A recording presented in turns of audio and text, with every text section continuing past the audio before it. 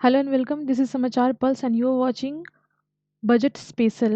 Budget special highlights right and today's interim budget. आज interim budget था। भारत में अभी तक 89 बजट पास हो चुके हैं, जिसमें से 12 इंटरिम बजट रहे हैं निर्मला सीतारमन जी का। अपने आप में ये छठा बजट था और जिसमें से 5 फुल फ्लेज है, एक इंटरिम बजट है। चलिए डिस्कस करते हैं क्या कुछ इंपॉर्टेंट है। जो बजट की शुरुआत हुई है हमारे यहाँ, वो सबका साथ सबका विकास सबका विश्वास के नारे से हुई है। नारा इन द सेंस इसी बात को पहले ही पटल पे रखा गया और उसके बाद उन्होंने जो है हमारी बजट के अंदर क्या-क्या चीज़ें हुई हैं, भारत के अंदर क्या-क्या स्कीम्स में कितना खर्च है, क्या एस्टीमेट रहा था, इस सारी बातों को उन्होंने सामने रखा।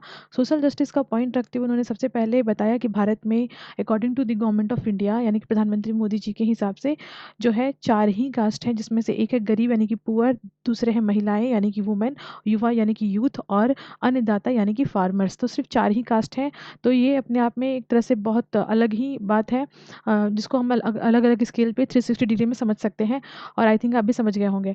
गरीब कल्याण, देश का कल्याण जो योजना है उसके तहत सरकार ने बताया कि 25 करोड़ पीपल जो है वो मल्टी डायमेंशनल पॉवर्टी से बाहर हुए हैं पिछले 10 सालों में। तो ये है मल्टी डायमेंशनल पॉवर्टी इंडेक्स का डेटा, जो मैंने आपके साथ पहले भी डिस्कस किया था डीबीटी के थ्रू। डीबीटी यानी कि डायरेक्ट बेनिफिट ट्रांसफ़र के थ्रू 34 लाख करोड़ किसान जो हैं वो पीएम जनधन अकाउंट से जुड़े हैं और उस तरीके से हम देखें तो 2.7 lakh crore account, saving account खोले गए हैं किसानों के।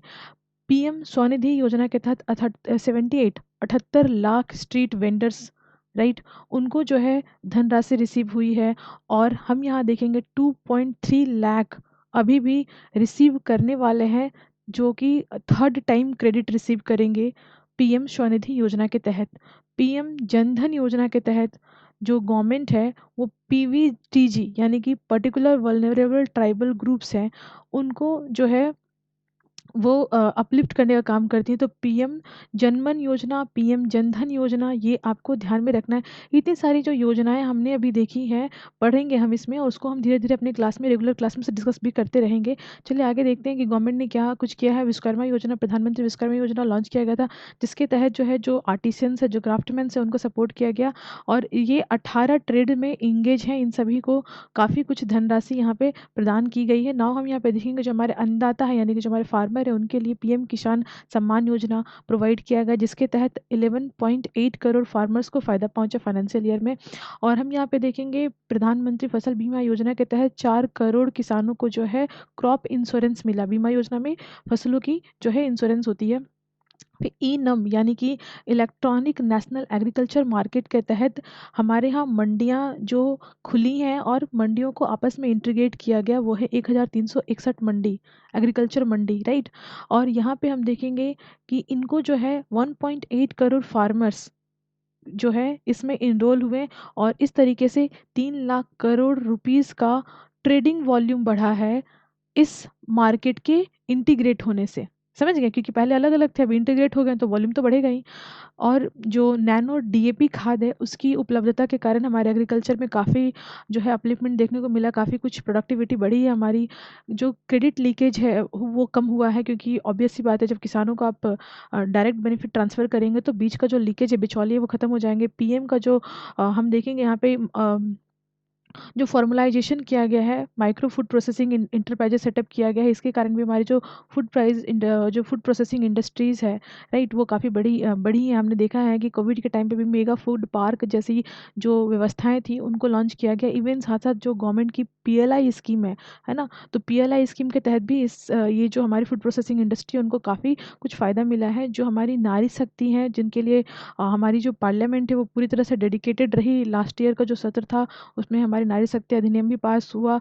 उसके बाद हम यहाँ पे देखेंगे इस बार का जो हमारा 75th रिपब्लिक डे सेलिब्रेशन हुआ, उसमें भी नारी शक्ति ही थीम था। तो यहाँ पे देखेंगे इसके तहत 30 करोड़ मुद्रा योजना लोन जो है वो वुमेन इंटरप्राइजेस को, एंटरप्रेन्योर्स को दिया गया है, राइट। तो जो वुमेन लीड इंटरप्राइजेज है, यानी वुमेन जो एंटरप्रेन्योर्स हैं, उनको 30 करोड़ ऐसी महिलाओं को मुद्रा योजना के तहत लाभ मिला है।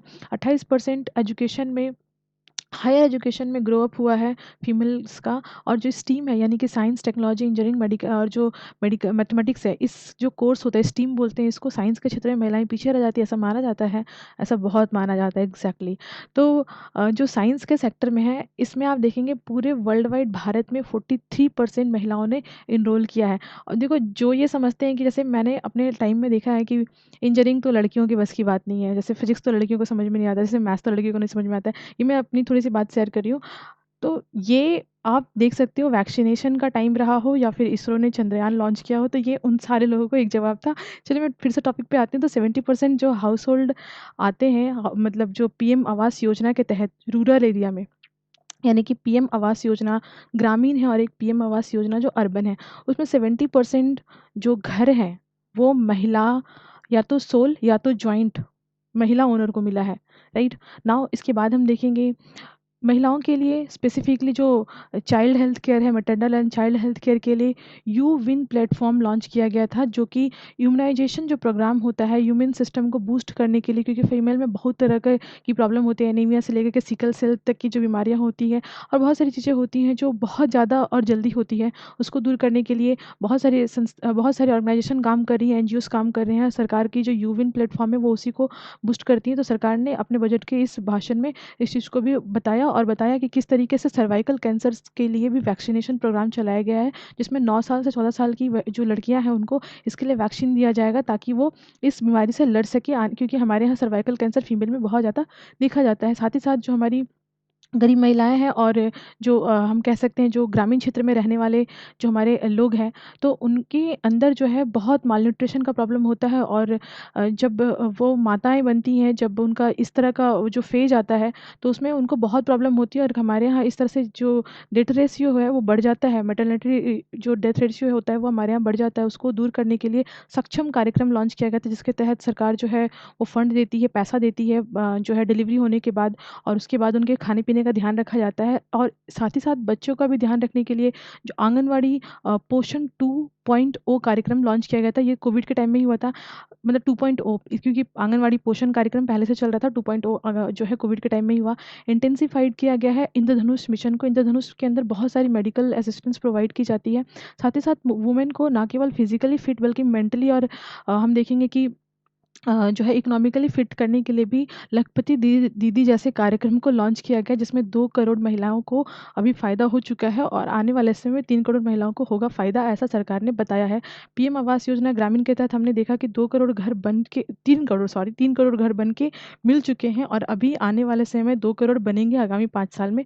और ये काम जो है कोविड के टाइम पे भी नहीं रुका था, ये हमने भी देखा था। तो अब हम यहाँ पे देखेंगे कि जब यहाँ पे 22 जनवरी को राम मंदिर प्राण प्रतिष्ठा समारोह हो रहा था, उसी टाइम पे प्रधानमंत्री जी ने जो है सूर्योदय योजना लॉन्च की थी और जो रूफटॉप सोलराइजेशन प्रोग्राम है जिसमें मुफ्त बिजली पे बात की गई। देखिए बहुत इंपॉर्टेंट चीज़ है समझना, जब हम बिजली फ्री देने के लिए, ध्यान से समझिएगा, जब हम बिजली को फ्री करने के लिए हम बिजली का बिल माफ़ करते हैं, ये अपने आप में एक वेग है। ये प्रॉब्लम का सॉल्यूशन नहीं है बल्कि प्रॉब्लम को लंबे समय तक बनाए रखने का एक ज़रिया है। क्योंकि जैसे ही आप बिजली का बिल माफ़ करते हैं तो कहीं न कहीं किसी न किसी को तो बिजली का बिल देना पड़ता है। राइट? तो अब आप समझिए क्यों ना इस प्रॉब्लम को ही जड़ से ख़त्म कर दिया जाए। हम ऐसा क्यों नहीं करते हैं कि आपके घर पे ही सोलर लगा देते हैं, पैनल लगा देते हैं, बिजली उत्पन्न होगी, आप यूज़ कीजिएगा और सरप्लस बच जाएगा जो बिजली, उसको ग्रिड कनेक्शन करके ग्रिड से कनेक्ट कर दिया जाएगा, तो वो नेशनल ग्रिड सिस्टम से फिर आप उसको सरप्लस बेच भी सकते हैं। अगर आप एक ही यूनिट बेचते हैं, एक यूनिट का अगर ₹8 ₹5 भी दाम है तो भी आपको फ़ायदा है। समझ गए? तो इस तरीके से ये प्रॉब्लम को दूर करने के लिए 1 करोड़ घर में कम से कम जो है ये प्रोग्राम के तहत जो है सोलराइज़ेशन लगाया जाएगा, सोलराइज़ेशन किया जाएगा और जिससे 300 unit free electricity every month जो है वो अपने ही छत से आपको मिलेगा। माँगने की ज़रूरत नहीं है, 200 फ्री यूनिट, 200 फ्री वोट दीजिए, ऐसा मतलब समझ रहे हो, जड़ से ख़त्म। इसके तहत अब यहाँ पे हम देखेंगे कि जितने भी हाउस होल्ड हैं, अगर हम देखें तो सालाना जो है 15,000 से 18,000 रुपए की जो है बचत हो जाएगी इस तरीके के काम से। आयुष्मान भारत तो आप जानते ही हैं, भारत में आयुष्मान भारत के कारण बहुत सारे जो घर हैं उनको 5 लाख रुपए का जो है मतलब हेल्थ बेनिफिट मिला है। आशा वर्कर्स से, आंगनवाड़ी वर्कर्स से लेकर के बहुत सारे हेल्पर इसमें इन्वॉल्व हैं, उनका एक तरह का लाइवलीहुड सपोर्ट भी मिला है और साथ ही साथ एम्प्लॉयमेंट भी जनरेट हुआ है। एग्रीकल्चर एंड फूड प्रोसेसिंग में हमने देखा कि कृषि संपदा योजना के तहत 38 लाख किसानों को फ़ायदा हुआ है और 10 लाख जो है इसमें नए जॉब क्रिएट हुए हैं। और यहाँ पे हम देखेंगे प्रधानमंत्री ने फॉर्मलाइजेशन किया था माइक्रो फूड प्रोसेसिंग इंटरप्राइजेज योजना का, जिसके अंतर 2.4 lakh self help group and 60,000 individual को क्रेडिट लाइन से जो है वो लिंक किया गया। जो रिसर्चर्स एंड इनोवेशन का के लिए हमारी जो गवर्नमेंट है, इन्होंने बहुत सारे प्रोग्राम लॉन्च किए हैं। देखिए एक बात मैं आपको बताती हूँ, जो हमारे लाल बहादुर शास्त्री थे, ही वाज सेइंग जय जवान जय किसान, राइट। उसके बाद हमारे प्रधानमंत्री हुए अटल बिहारी वाजपेयी जी ने, उन्होंने इस नारे को आगे बढ़ाते हुए कहा जय जवान जय किसान जय विज्ञान। और अभी हमारे वर्तमान प्रधानमंत्री यानी कि मोदी जी का कहना होता है जय जवान जय किसान जय विज्ञान जय अनुसंधान। This is very important fact that we have to invest more and more, lot and lot, what that is in R&D field, right. तो रिसर्च एंड डेवलपमेंट का जो फील्ड है उसमें हम जितना करें उतना कम है। अगर आप साइंस बैकग्राउंड से होंगे तो आपको पता होगा, रिसर्च बैकग्राउंड से अगर आप अगर आर्टिकल पढ़ते हो या आपके आसपास हो या आपकी एजुकेशन बैकग्राउंड वैसी रही हो, तो आप देखेंगे हमारे यहाँ R&D के लिए कितना कम फंड मिलता है। मतलब आप रिसर्चर हैं तो फिर आपकी तो लाइफ पूरी निकल जाएगी एक पेपर का रिसर्च करने में और गवर्नमेंट से फंड एक्सेस करने में। तो इस पर बहुत सारे काम किए गए हमारे यहाँ, और हम देखेंगे कि 1 लाख करोड़ रुपए जो है वो स्टेबलाइज्ड किए गए हैं। 55 year interest free loan provide किया गया है। फाइनेंसिंग एंड रीफाइनेंसिंग का भी इसमें व्यवस्था किया गया है, और नील इंटरेस्ट रेट के साथ, यानी जीरो इंटरेस्ट रेट, और कभी कभी किसी किसी चीज़ के लिए है वो लो इंटरेस्ट रेट है ना। इसके बाद हम देखेंगे कि जो हमारे प्रधानमंत्री आत्मनिर्भर पे, बहुत आत्मनिर्भर भारत पे फोकस्ड है। तो उसके लिए टेक्नोलॉजी, डीप टेक्नोलॉजी का यूज़ करना, टेक्नोलॉजी को स्ट्रेंथन करना, ठीक है, डिफेंस पर्पस से हो या फिर एम्प्लॉयमेंट जनरेशन के पर्पस से हो या फिर किसी भी तरह से अपने देश को बूस्ट किया जा सके, उसके लिए यहाँ पे बहुत इंपॉर्टेंट जो है कार्यक्रम किया जा रहा है गवर्नमेंट की तरफ से। इंफ्रास्ट्रक्चर में हम देखेंगे कि जो हमारी गवर्नमेंट है ये बता रही है कि capital expenditure, point to be noted, very important, जो कैपिटल एक्सपेंडिचर है उस पर जो गवर्नमेंट है उन्होंने खर्च किया है एम्प्लॉयमेंट जनरेशन पे और इंफ्रास्ट्रक्चर जनरेशन पे, जो है 11.1% का इंक्रीमेंट किया है, जो कि जिसकी मॉनेटरी वैल्यू जो है 11,11,111 करोड़ है। तो 11.1% की वृद्धि की गई है पहले के कंपैरिजन में, जिसकी मॉनेटरी वर्थ जो है 11,11,111 करोड़ है, जो कि जीडीपी का 3.4% है।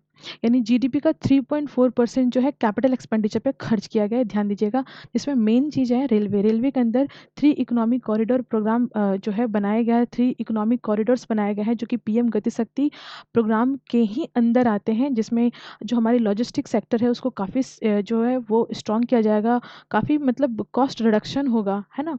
क्या अब देखिए, इसमें जो हमारा फर्स्ट कॉरिडोर है वो energy, mineral and cement corridor है, दूसरा जो है वो पोर्ट कनेक्टिविटी के लिए कॉरिडोर है, और तीसरा जो है हाई ट्रैफिक डेंसिटी कॉरिडोर है। समझ गए। तो इस तरह से 3 रेलवे को 3 जो है वो जोन में बांट दिया गया एक तरह से देखेंगे।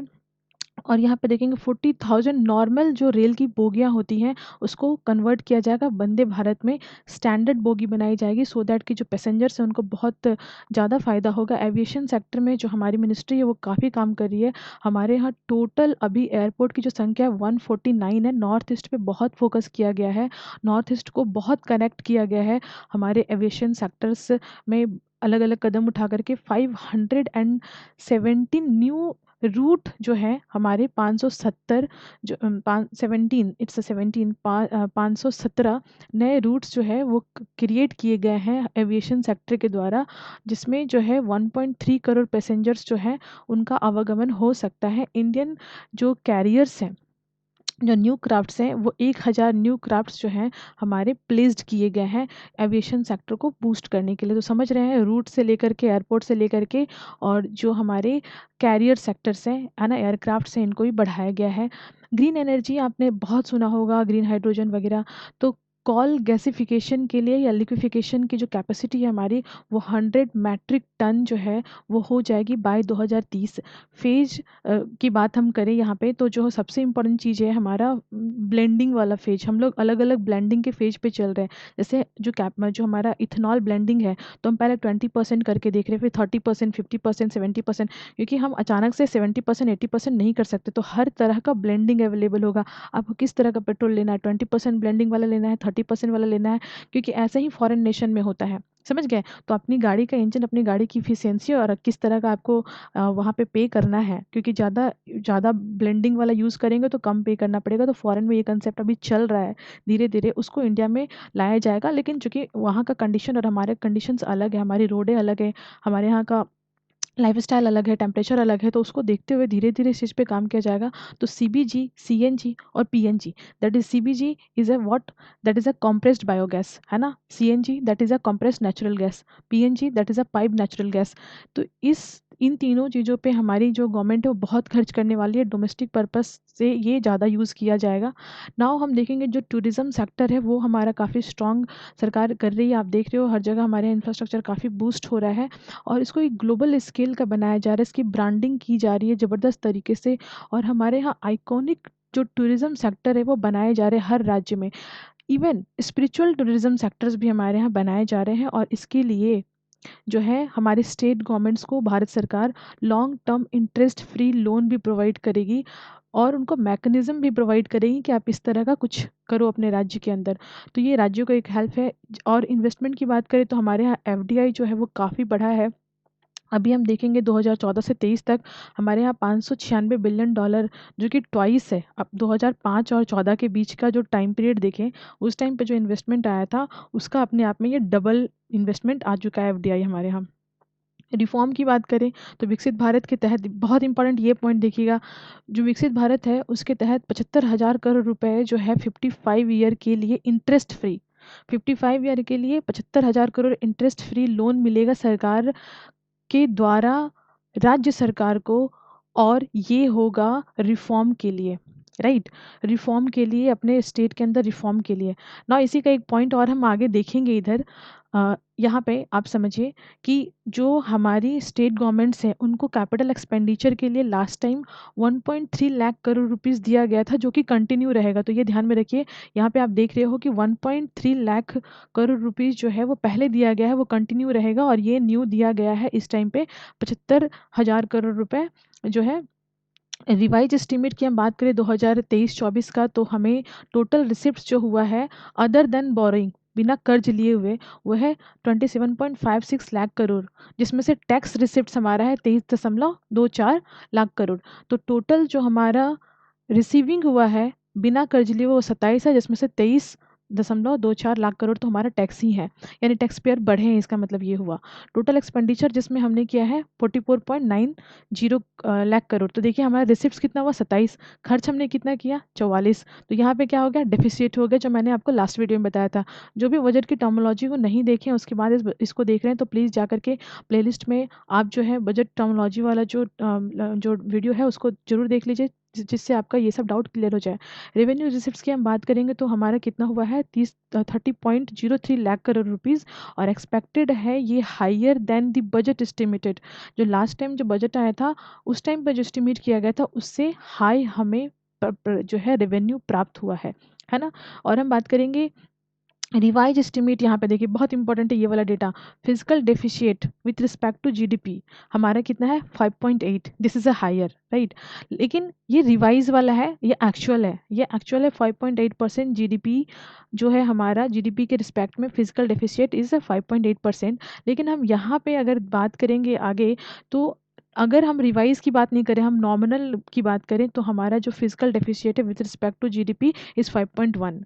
तो एक्चुअल कितना है 5.8, ये आपको ध्यान में रखना है। और यहाँ पे हम देखेंगे कि जो हमारी जो गवर्नमेंट्स है, राइट, उन्होंने किस तरीके से टैक्स जो हमारे रिसिप्ट्स हो रहे हैं उसका जो एस्टीमेट था वो 26.0 लाख करोड़ रुपीस था और जो कि हमें मिला कितना 30.80। तो इस तरीके का है। और यहाँ पे हम देखेंगे डायरेक्ट टैक्सेस में अभी इस बजट में कुछ भी चेंजेस नहीं किया गया है, नो चेंज, जो जैसा चल रहा था वैसे ही रहेगा।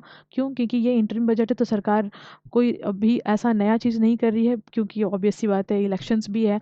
और यहाँ पे हम देखेंगे, देखिए इलेक्शंस के टाइम में ऐसा भी होता है कि या तो नो चेंज होता है या तो बहुत घटा दिया जाता है कि मतलब इतना कम कर दिया टैक्स लेना, है ना। तो अब यहाँ पे हम देखेंगे कि जो डायरेक्ट टैक्स से कलेक्शन है वो हमारा ट्रिपल टाइम बढ़ा है। रिटर्न फाइल करने वाले जो लोग हैं, टैक्स रिटर्न जो फाइल करते हैं वो बढ़े हैं 2.4 टाइम टाइम्स लास्ट 10 ईयर से, ठीक है। तो यानी हमारे यहाँ जो है टैक्स रिटर्न जो फॉर्म भरते हैं वो लोगों की संख्या ज़्यादा बढ़ी है, यानी कि इस तरीके से भी देखा जा सकता है कि हमारे यहाँ जो है धीरे धीरे लोग जो है हायर लेवल को रीच कर रहे हैं, वो टैक्स पे कर रहे हैं, और कुछ जो है वो टैक्स पे नहीं कर रहे हैं लेकिन उनकी इनकम जो है लगभग 7 लाख या 7 लाख से कम है और वो रिटर्न ले रहे हैं। तो इस तरह से एक डेटा भी सरकार के सामने निकल कर के आता है कि किस सेक्टर में कितने लोग कैसा जॉब कर रहे हैं। ना हम यहाँ पे देखेंगे आउटस्टैंडिंग डायरेक्ट टैक्स डिमांड जो है हमारा, वो यहाँ पे देखिएगा आउटस्टैंडिंग डायरेक्ट टैक्स डिमांड जो हमारा पहले 2009-10 के टाइम में 25,000 होता था, पर्टेन किया जाता था ऐसा, जिसको सरकार कम की, क्योंकि सरकार को कम ही करना है ये, राइट। डायरेक्ट टैक्स को कम ही जितना करे उतना जनता के लिए अच्छा होता है। 2014-15 में 10,000 हुआ, 10,000 मतलब यहाँ पे हम देखें कि कमी आई इसमें, और टोटल इससे फ़ायदा हुआ 1 करोड़ टैक्स पेयर्स को, ठीक है। तो डायरेक्ट टैक्स पेयर जो है उनके ऊपर बर्डन कम ही हो, है ना। तो ये एक सरकार का मानना होता है, ये सबके लिए अच्छा होता है।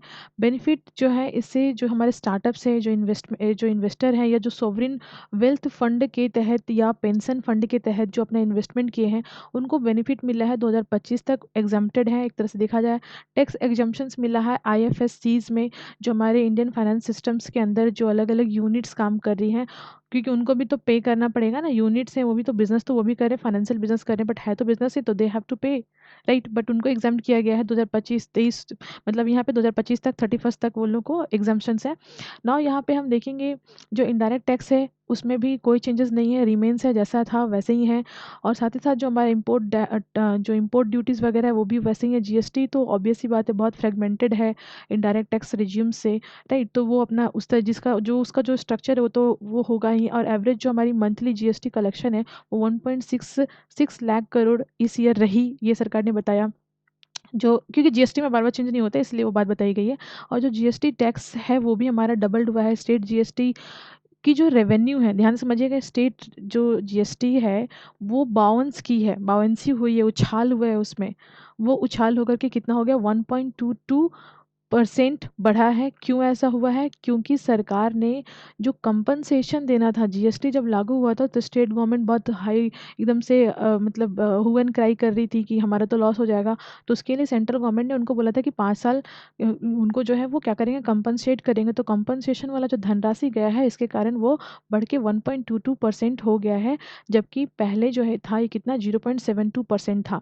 अब हम देखेंगे 94% इंडस्ट्री जो लीडर्स हैं उनका भी जो मतलब GST के कारण उनको भी बहुत ही बेनिफिट हुआ है, उनका भी ट्रांजैक्शन स्मूथ हुआ है, ट्रांसपेरेंसी आई है उनके बिजनेस में। जो GST के कारण जो है सप्लाई चेन जो है हमारा वो ऑप्टिमाइज हुआ है, बूस्ट हुआ है। GST के कारण हमारा जो बर्डन होता है इंडस्ट्री पे, है ना, वो हमारे यहाँ पे कम होता हुआ नज़र आया है। साइड बाय साइड जो हमारा लोअर जो कॉस्ट हुआ है, लॉजिस्टिक कॉस्ट, यानी कि अगर आपका रोड अच्छा है तो जल्दी जल्दी आप पहुँचेंगे तो पेट्रोल कम लगेगा, समय कम लगेगा, तो सामान का जो दाम है वो अपने आप जो है घट जाएगा। सामान जब मार्केट में सही टाइम पे पहुँचता नहीं तो सामान का दाम बढ़ जाता है, राइट। और सामान चूँकि बाहर में खड़ा है, गाड़ी खड़ी है, लगी हुई है, गाड़ी में गड्ढे हैं, रोड में गाड़ी एक्सीडेंट कर गई है, तो लाइन में लगा हुआ है, तो 5 दिन ही लगा हुआ है लाइन में, तो सामान या तो ख़राब भी हो जाता है, उसका कॉस्ट भी बढ़ जाता है, क्योंकि आने जाने में एक दिन का खर्चा 2,000 पड़ रहा है, और 5 दिन तो गाड़ी ही खड़ा है, तो 10,000 रुपये तो ऐसे ही चला गया।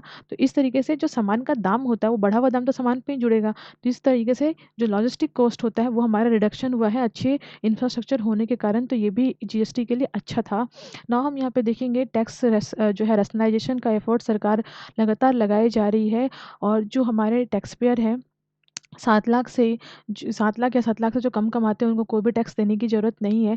और यहाँ पे हम देखेंगे जो है प्रिजम्पटिव टैक्सेशन, प्रिजम्पटिव का मतलब ऐसे ना, इनकम टैक्स एक्ट जो 1961 है उसमें से समझाया गया है कि स्मॉल टैक्स पेयर जो होते हैं उनके पास ना ऐसा नहीं होता है कि वो अपना खाता मेंटेन करे, अकाउंट मेंटेन करे, तो उसके कारण उनको बहुत दिक्कत का सामना करना पड़ता है। तो उसको वहाँ पे रिलैक्सेशन दिया गया है, जिससे जो है जो बिजनेसमैन है, रिटेलर जो बिजनेसमैन है उनकी संख्या जो है हम देखेंगे जो है 3 करोड़ बढ़ गई है, पहले ये 2 करोड़ थी। तो मतलब संख्या ऐसा नहीं कि 2 करोड़ 3 करोड़ रिटेलर है भारत में, कहने का मतलब हुआ कि टैक्स से बचने वाले रिटेल मार्केट के अंदर छोटे विक्रेता की संख्या 3 करोड़ हो गई, पहले ये 2 करोड़ थी। उस तरह से जो थ्रेशोल्ड है प्रोफेशनल जो हमारे टैक्स एग्जाम्पशंस हुए हैं वो पहले जो है 50 लाख थी, अब क्या होगा 75 लाख होगी। ये जो है प्रोफेशनल्स के लिए है, वो रिटेलर्स के लिए थे, है ना। तो ये भी प्रिजम्पटिव टैक्सेशन थ्रेशोल्ड में ही आ रहे हैं, प्रोफेशनल्स की हम बात कर रहे हैं।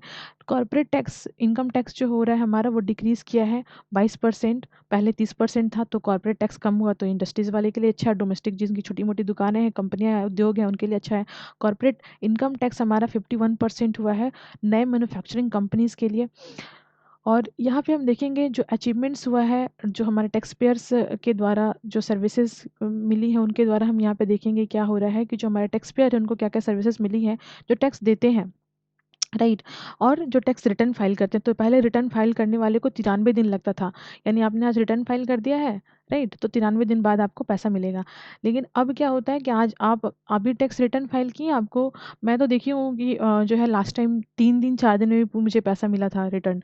तो अभी यहाँ पे 10 दिन किया गया है, मतलब लास्ट टाइम की मैं बता रही हूँ। और यहाँ पे देखें फेसलेस असेसमेंट जो है वो यहाँ पे हमारा जो है स्टार्ट किया गया है गवर्नमेंट के द्वारा। देखिए जब भी कोई इनकम टैक्स रिलेटेड कोई डिस्प्यूट्स होता है ना, तो उस पर्सन को बार बार ऑफिसर्स के पास जाना पड़ता है, ऑफिस में जाना पड़ता है, तो जिसके कारण एक अलग से वो प्रॉब्लम में फंस जाता है। तो किसका कैसा पैसा फंसा है, किसका क्या इशू है ना, वो ऑफिसर को देख रहा है ना, जिसका प्रॉब्लम है उसको देखा। तो फेसलेस मैकेनिज्म सेटअप किया गया जिससे बहुत शांति मिली है, क्योंकि मतलब बाद में मतलब बोलना नहीं चाहिए बट ऐसा होता है, साइड से भी देना पड़ जाता है। तो वो चीज़ यहाँ पे दूर हुआ है, अपडेटेड हुआ है इनकम टैक्स रिटर्न हमारा। जो फॉर्म है 26 AS फिल करना पड़ेगा इनकम टैक्स रिटर्न के लिए, सिंप्लीफाइड किया गया है इस फॉर्म में प्रोसेस को और भी ज़्यादा। तो अभी फॉर्म नंबर क्या है 26 AS, ठीक है, इनकम टैक्स वाले के लिए।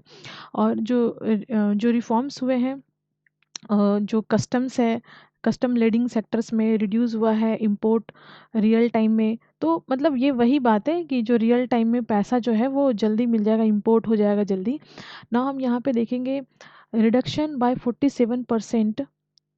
एक इम्पॉर्टेंट चीज़ है जो हमारा ट्रेड होता है ना, एक्सपोर्ट इंपोर्ट जब हम करते हैं तो इसमें आप देखिएगा कि 71 आवर्स हमारे इनलैंड कंटेनर को डिपोर्ट होने में लगता है, जिसमें 47% का रिडक्शन हुआ है, यानी 71 आवर्स में अब ये पहुंच जाएगा।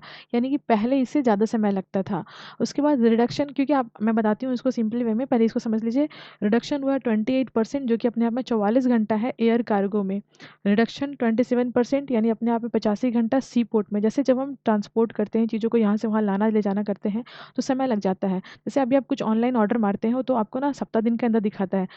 एक टाइम याद कीजिए जब 2014-15 में आप जाइए, तो उस समय 10 या 15 दिन दिखाता था।